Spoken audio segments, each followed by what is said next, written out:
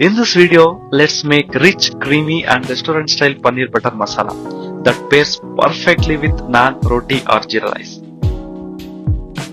Ingredients required: 1 big onion and 2 tomatoes roughly chopped, 15 to 20 cashews, 2 butter cubes, 2 small bay leaves, 1 tablespoon kasuri methi, 3 cloves, 2 cardamom, half inch of cinnamon, 2 tablespoon fresh cream, 100 grams of paneer cut into cubes, 2 tablespoon of ginger garlic paste, red chili powder and garam masala and salt to taste. Heat a pan and spread butter evenly. Add a chopped onion and tomatoes and saute for about 2 minutes. And now add cashew and ginger garlic paste.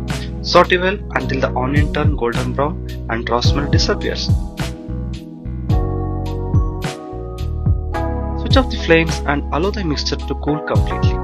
Transfer it to a mixer jar, add cinnamon, cloves and cardamom and grind into a smooth paste.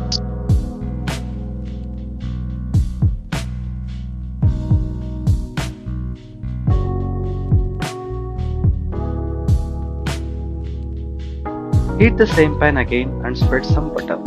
Add the bay leaves followed by the grinded paste. Add water according to the required consistency and mix well. Add salt, red chili powder and garam masala. Cook until the gravy thickens and butter starts releasing on the sides. Add the paneer cubes and simmer for a few minutes until the paneer turns soft and absorb the flavors. Add kasuri methi to the gravy, mix gently and cook for another minute.